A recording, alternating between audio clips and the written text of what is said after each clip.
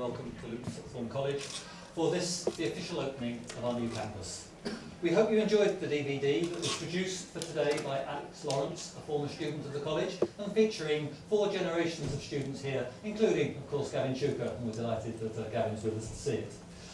Before we start, can I just do the usual housekeeping notices? Could you please ensure that your mobile phones are switched off or to silent, no matter how important you are, please. And there is no planned fire drill this morning, I can assure you. So if the alarm goes off, and you won't miss it, it's very intrusive. The exits are here on the right, where the green sign is there, and behind the curtains behind me on the left and the right. But our staff will leap up and escort you should we have to have that unfortunate eventuality. So, on to business. We're delighted that so many of you have made the time to join us this morning. It really is a special occasion in the history of Luton Sixth Form College. This event has been designed to have a local focus, and I'm delighted that so many friends of the college and friends of Luton have come here today. Can I welcome in particular some distinguished guests? Our guest of honour, Professor Sir Alec Jeffreys, a former student and the inventor of the DNA fingerprinting, and he will formally declare our campus open later. Lord Mackenzie of Luton, a minister in the last government, a former leader of the Luton Council for many years, and a former governor of this college. Lord Cobain, newly appointed peer, recognising his work for Luton and in Luton for many, many years, and a leading Luton councillor. And Lord Cobain has had children at this college, and we still have one with us today. And Kelvin Hopkins and Gavin Shuker, 2 MPs for Luton North and Luton South, respectively. Kelvin has been a governor since 1993 of the college, and Gavin, of course, has been a student, a little more recently than Kelvin started here. And welcome to you all, many other friends of the college. From Luton Borough Council, the Chief Executive, Trevor Holden, the Deputy Mayor, Councillor Farouk, Tahir Khan, and many officers too. Senior representatives of our 2 partner universities, both of whom have been governors of the college, head teachers of the partner high schools, and some of those have been governors of the college as well, our professional advisors and contractors who have done so much to make this college happen, and of course governors, staff and students of the college, both past and present. And it really is good to see so many of you here today. The purpose of the event today is to celebrate our magnificent new campus and buildings. You have the programme in front of you, and it contains what we hope is some interesting background on the project, where it's come from, particularly on the back, and right on the last cover there is the programme for the day. We tried to keep these formalities to a minimum so that you have the maximum amount of time to go and see our new facilities and our teachers and our students in action. Can I start by saying a few words about the project? We're very conscious of just how fortunate we are to have been able to complete this project when so many other colleges and schools have had their schemes stopped. We're very grateful for these new world-class facilities for us, the college, and for future generations of young people from Luton and beyond. Getting the project underway was hugely important for the college, for our students, and for future generations of Luton young people. For 2 reasons in particular. Our old building, which you'll see celebrated in the brochure, was built in 1937 for 650 boys, and it served the college and successive generations of Lutonians superbly, but it was showing its age. Despite considerable investment over many years, it was wearing out and becoming increasingly unfit for purpose for education in the 21st century. Secondly, this college is central to the development and prosperity of Luton, and we had a duty to secure its future for the town. We attract over 50% of the 16-year-olds every year to this college, and that's a record-breaking 2,250 this year. And this is because we have a proven track record of success and an outstanding quality of teaching and support for our students that provides them with first-class preparation for progression to university and to professional jobs. So, when the Learning and Skills Council, sadly no longer with us, our former funding body, and others advised us that a complete rebuild was more cost-effective and offered a better solution in the long term, than our own original phased redevelopment plans, and that there was a window of opportunity for funding for what was likely to be a short time, we took a deep breath and we went for it. Phase 1 of the project, which was approved by the Learning and Skills Council in July 2008, was completed on schedule. This building was open to give out the A-level results on the 19th of August 2010, a date that we set back in 2006 when we started out on the project. It was an extremely ambitious project, and I think it's a great cause for celebration of everybody here today that a major public sector building project should be completed on schedule within budget. And I think that is a tribute to the wonderful team effort by everyone involved. So, what has the new building and the new campus given for us? I'm not going to go through the specifications and details. There's a lot of information at the bottom of the reverse side of your programme, and you'll get a chance to see it in a moment. But quite simply, we now have the privilege of first-class accommodation and specialist equipment and facilities designed to our own specification. It was designed inside out. What do teachers and students need, and how should spaces be configured to best achieve that? Staff and students were involved in all stages of the process, and the teaching rooms in particular reflect the differing curriculum needs of that particular area. And the result is a stunning building that teachers and students love. It's a wonderful place to work and to learn. The general teaching spaces are all specified with the same IT-based facilities, so that teachers know what they will find, what they can expect in any room that they're timetabled in. That's encouraged them to develop their pedagogy and to use routinely the multimedia and IT facilities in their teaching rooms. It has transformed teaching and learning already in just a term and a half. We've also focused funding on ensuring that all the specialist areas have a high specification infrastructure, as you can see in this multifunction theatre. We also set out to provide far more private study space and more computers for students to work on their own. We also tried to arrange things to enhance and develop a more academic atmosphere, but already we believe that students behave in a far more mature and responsible and independent manner. But enough of this. You will see much of this as you go around the building later. My main role this morning is to thank some of the people who have made this project possible. There are far too many people involved to mention everyone, and my sincere apologies to those of you who do not get a name check.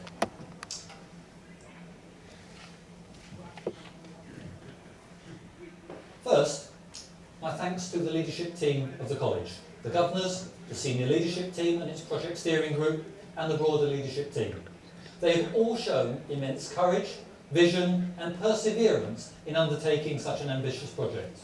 Governors, and many of you here today, were bold, decisive and unswervingly supportive. Thank you for having the confidence in the senior leadership team to deliver what we said we could do.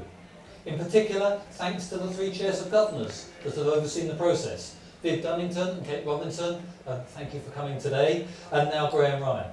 And thanks also to our local specialist governors from the construction industry, whose knowledge and experience provided expert guidance throughout, Sid Rothstein and Ian Trumper. Thank you both, and thank you to all our governors.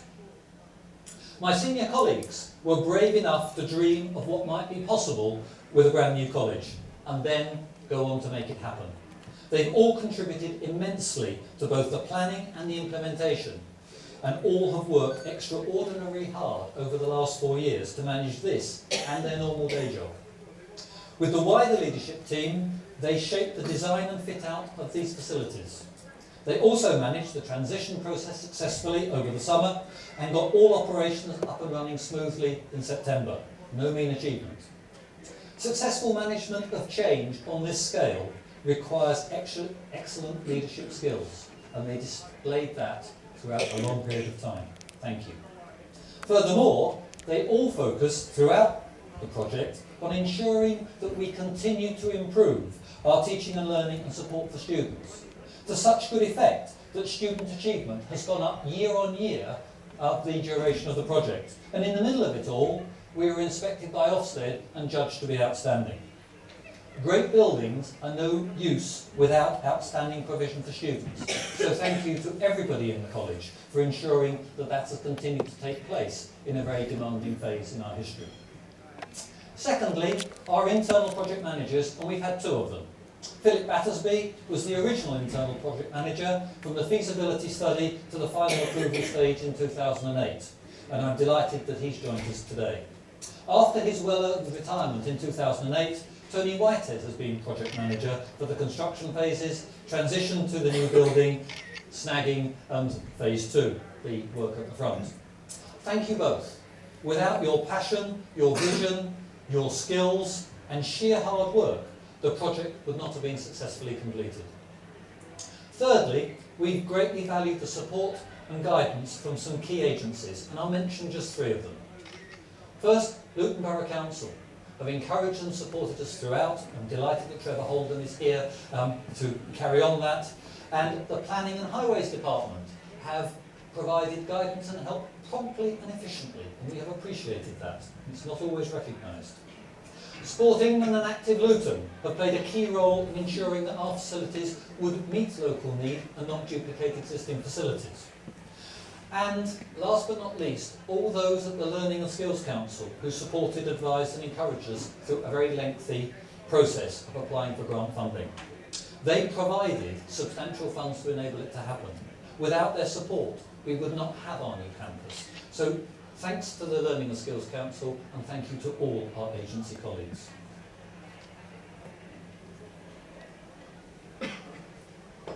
Fourthly, the external project team. We've had superb service from our professional advisors and contractors. We had around 70 ourselves, the college, in total, some of whom are listed on the screen. And in particular, a word for Turner and Townsend, external project managers who have used their global experience and expertise to support our project. Fiona Brigginshaw, who's been directly responsible for this project, has worked incredibly hard, and her tenacity and knowledge has been so important to keeping all parties moving forward together and on schedule. Bacchus, our quantity surveyors, have done a great job keeping the project in budget. And, of course, the architects, KSS, who have designed such a wonderful campus and building for us. They spent hours with staff and the leadership team at the beginning to develop the vision to produce an educational building that really works. Andy Simons provided much of that early inspiration, and David Rollison has led the project throughout. His professionalism and attention to detail has delivered a first-class new college for us. Thank you, Andy. Thank you, David. You have really done us proud. And lastly, and certainly not least, the people that built it. Vinci, our main contractors. They have done the work so very well and to extremely high quality. But more importantly, they have been superb for us as very lay clients who have not done this before to work with, and been extremely good with our neighbours and with our students. Steve Diggins, the senior project manager, must take much of the credit for leading a great team. Vinci, of course, don't actually build very much. What they do is manage over 50 subcontractors to do that for them, and they've done superbly well, and a few of those are shown on the screen behind me. Many thanks of all of them, as well as Vinci themselves, for the quality of their workmanship and the flexibility in working on a site, a shared site, with 2,500 staff and students over the last 2.5 years. So thank you to everyone who's been involved in this great team effort. It has delivered our dreams of a stunning new campus and provided world-class facilities for us and for the young people of Luton in the 21st century. We're confident that it will inspire students to come here, to develop a love of learning, to achieve, and to have the confidence to pursue their dreams and the determination to make them come true. They are the future for us all, and transforming their lives is what Luton Sixth Form College is all about. As Eleanor Roosevelt so aptly put it, the future belongs to those who believe in the beauty of their dreams. Thank you for helping us realise ours. Thank you.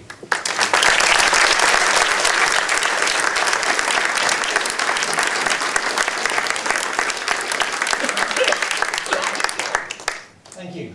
May I now introduce Kelvin Hopkins. Kelvin Hopkins is the MP for Luton North and has been Vice Chair of Governors since 1993. He is a passionate supporter of this college, of young people, and of Luton. And we probably, that's Luton and Luton Sixth Form College, gets more mentions in the House of Commons than any other single place or college. And Kelvin is also chair of the Further Education Parliamentary Group that does a lot to promote post-16 education. Kelvin.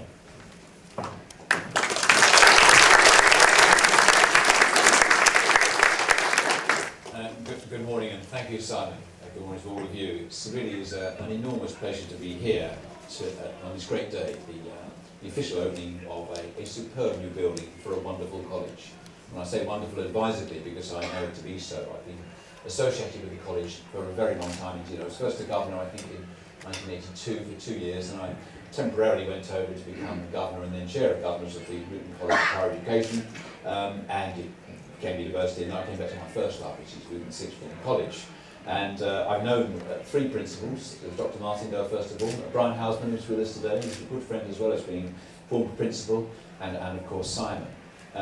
We've had a large number of wonderful governors as well through that time, and almost every kind of leading citizen in a way has been a governor at one time or another, and I'm sure they, like me, love this place as much as I do. Again, I say wonderful because of personal experience. Both my children came here. They did their A-levels before they went to university. Both in their term were chair of the student council and student governors. And indeed, my wife was a parent governor. So all four of us have been governors, and we're all immensely proud to be associated with the college. It's also a great privilege to have this college situated in my Luton North constituency. It serves the whole town and the area, but it is actually in Luton North, and I constantly vote for that, I may say, unashamedly. Not to my credit, but to yours. But it does other great things. It is, I think, a great force in community cohesion in the town. Youngsters from all the different communities come here, sometimes from schools where the communities are rather isolated and dominant, but when they come here, they're mixed with people from every other community. We have, I don't know how many languages have been spoken at this college, how many people from different countries, but you know, the South Asian subcontinent in general, Europe, Africa, and all over the world. We've had people coming to this college and mixing and learning about each other and becoming friends and colleagues. And I think that is of enormous value for our whole society, and particularly for the town going forward. I think they've made a great contribution to this campaign, Luton in Harmony. We all wear our Luton in Harmony badges, telling the world that we are a town of happy people who work together, and not what some would try to persuade us. The main thing about the college, of course, is the sheer quality of the education. I used to teach A-levels many years ago, and I can honestly say that the quality of teaching here is far and above anything I ever achieved. I'm not being modest about this, it just is of superb quality, and it's a great pleasure once or twice a year to spend half a morning going around and sitting in classes. And in fact, I get so fascinated I want to stay there and carry on learning, because it is just so good. Indeed, learning, I say, not teaching, because the teaching is too good for me, but I would certainly love to study any of the subjects I hear taught. And the students as well. The students are absolutely tremendous. And I know this to be so, because I haven't two youngsters, but I've met many other youngsters who've been here, who've had opportunities they would not have had in any other form of education, I think. If you look at sixth form colleges in general, they are the most successful form of post-16 education of all, much better than schools. Because schools have small sixth forms, they cannot put on the range of teachers and the kind of quality teaching you can have in this college. I taught at a small college, and we were often asked to teach subjects that weren't really our own subjects, so we had to mug up somebody else's subject to cover for them. That sort of thing doesn't happen in a college this big, because you've got specialist teachers and a range of specialist teachers in every area. I understand that, for example, they can do 43 different A-levels in mixed groups as well, which is so you can have unusual combinations of subjects, which are not possible in the kind of school I went to, an old-fashioned grammar school with a very small sixth form. You can just do things here which give you life opportunities which would not be available to you elsewhere. And many of these youngsters come from backgrounds where parents come from poorer countries overseas perhaps and haven't had the educational opportunities. They go on to become to university, become professionals, and skills which they could only have dreamt about in their previous lives and their previous family. So it is really absolutely a superb college. It's also a contribution to the building, to the regeneration of Luton. We are seeing the progressive regeneration and transformation of our town. Bit by bit, it's starting to look better, and there's parts of it that still need improving, the station and so on. But many of the new schools that are going up are making statements about Luton for the future, and no better place than this. This is becoming, I think, already an icon in terms of the appearance of the building, what the job it does for all our students and staff. So, as I say, an iconic building. It's setting a marker for Luton's future, which I think is going to be wonderful. As I say, I've been associated a long time with the college, and I want to carry on being associated as long as I possibly can. I constantly boast about it, unashamedly, as I've said, because it is so good, and I take no credit for that. It's what the staff and the students do. But I should mention, of course, some 12 years ago, showing off the college again, David Blunkett, when he was Secretary of State for Education, came here to open part of the old building, and we met a dozen students and had a question and answer session with the then Secretary of State, which was, again, the students were very impressive. I just remember being impressed how intelligent the students were. It was almost frighteningly intelligent. And of course, one of those students was this young man at the front, Gavin Shuker, who's now my colleague and MP, and I say friend as well. And it's great to see Gavin here today. So it's really is a great privilege to be associated with the college. I congratulate everybody who's contributing so much to it. And there's particular thanks to Altaf Hussain, Vice Principal for Students and Community Liaison, and for Janet Jean, Simon's PA. But there are many others to be thanked. But there's one person who must be thanked, I think, above all, the person who had the drive and the vision and which led the project from start to finish. And that is, of course, our great principal, Simon Kitchener. So thank you very much.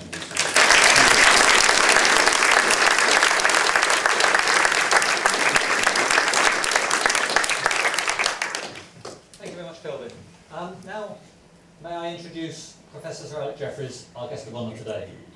You have a brief profile of Alec in your programme, and I will not repeat that. But you'll see that his work in genetics, in discovering and developing DNA fingerprinting, has transformed science and shaped its application in modern society.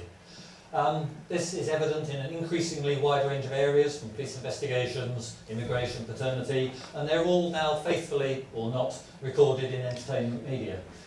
Your contribution, Alec, knows no bounds.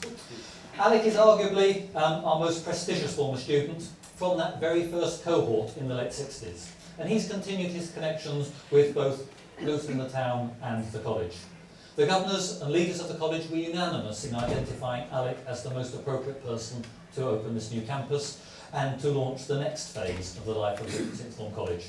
He's kindly agreed to say a few words before we move outside for the formal opening and unveiling of the plaque. Alec.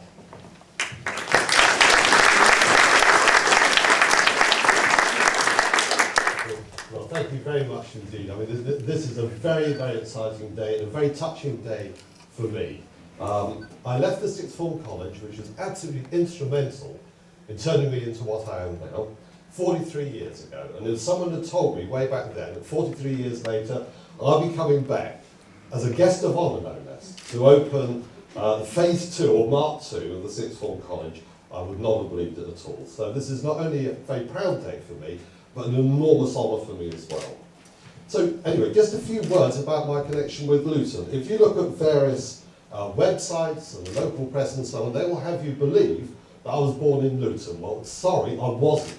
I was born in Oxford, but I moved here at the age of 6. My father took up a position at Foxton's Motors, and for the rest of my formative years, I stayed here. So I see myself, first and foremost, as a Lutonian. And if pushed, I can do a really good global stop to prove the point. Okay? So, I can certainly remember my school days very, very clearly. Started off with Snopsley Infant School, Snopsley Junior School, and then on to the Luton Grammar School for Boys.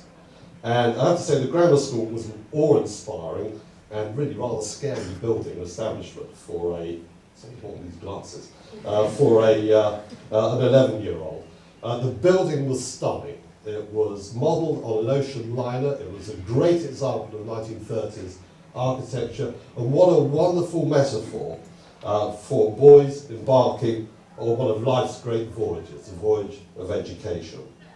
Sadly, the building's disappeared. I'll forgive you for knocking it down, but I had a terrible twinge in my heart as I turned into Branches Hill Road and saw that it wasn't there. And I'm sure I'm not the only person perhaps to feel that.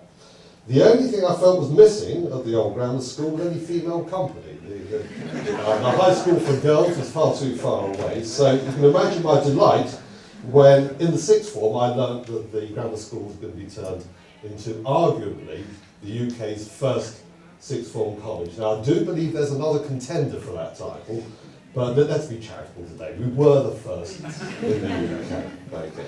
Now the transformation was stunningly rapid. Almost overnight we went from what was not an excellent grammar school, but a rather traditional and on occasion slightly stuffy grammar school, into a far more collegiate enterprise. Something that looked actually very, very much like a university. And I absolutely loved it. I mean, it was a wonderful time to be in education, to see that transformation into a sixth form college. Now, the education I received at the grammar school and following that, the sixth form college, was superb, thanks to some really dedicated teachers. And I'd like to thank them all for helping me in establishing, well, I have to say, it's been a very lucky career in science, all of which tracks right back to here. And I'd like to say in particular a big thank you to Roy Barter. Is he here today? I was hoping he might turn up. Roy was my biology teacher, and he did a huge amount to propel me on my way to Oxford University. Though I have to say, even now, I feel horribly uncomfortable at calling Roy Barter. It's Mr. Barter. Now, and I remember a number of years ago returned to give a lecture here, and wonderful audience, and there, right in the middle at the front, was Mr. Barter. And I got to the end of the lecture, any questions, and his hand shot straight up with the first question, and I instantly regressed into a stumbling adolescent, terrified that I was going to make a mess of the answer. I can't remember what the question was, but I think the answer, I got away with it, that's the so. Now, my second, more recent visit was on the occasion, a few years ago, the 40th anniversary of the college, and I was really delighted when, during that, Simon very kindly presented me with an awesome present. My entire old school file, covering all the years of the grammar school and the sixth form college, and it was an absolutely fantastic reading. And I've just mentioned briefly, just two entries that I plucked out of that. The first was a very early report, I guess I was about 12, from the PE teacher. I can't remember his name. But he noted, and I quote, that Alec tries hard despite a complete lack of natural ability. Now, I think nowadays you wouldn't be able to get away with that, but in defence of the PE teacher, he was absolutely right. I was born with two left feet. Now, the other was which I thought was absolutely awesome, was a copy of a letter written by Brian Dance, the former principal when I was here, in support of my application to enter Oxford University. And it basically said that I was a bright and promising student, etc., etc., etc. But then with a little caveat, he said they should be aware at interview that they would find me, and I quote, lacking polish, which I think was his sort of coded way of indicating that I was a long-haired hippie. But anyway, evidently that letter didn't put them off, and off I went to Oxford University. Now Simon on the last visit also very kindly took me on a tour of the college, and the old parts were absolutely recognisable. The years just melted away. I could see exactly where I was. Right the way down to the prep room where I had 2 wonderful years when I was doing A-level biology. But I have to say that the add-ons that appeared, bolted on to the side of the old building, were chaotic and confusing, as some sort of strange organic growth that sort of grew out of the thing. And I have to say, it struck me at the time that here was a building that was struggling. Maybe no longer fit for purpose. So it wasn't a great surprise when Simon said that, yeah, they were planning to knock the old building down and to replace it with something new and much more wonderful.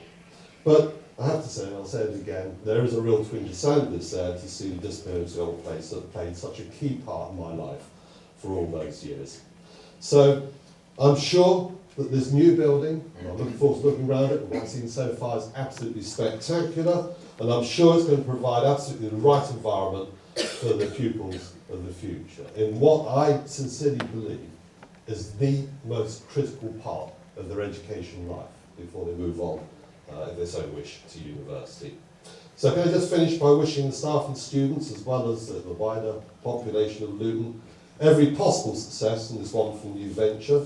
I'd like to congratulate Simon and the innumerable colleagues who, for all the gigantic efforts and the commitment that I know they would have had to have shown to be able to accomplish such a huge and daunting task. So well done everybody. I think it's a phenomenal achievement, and can I wish you every conceivable success.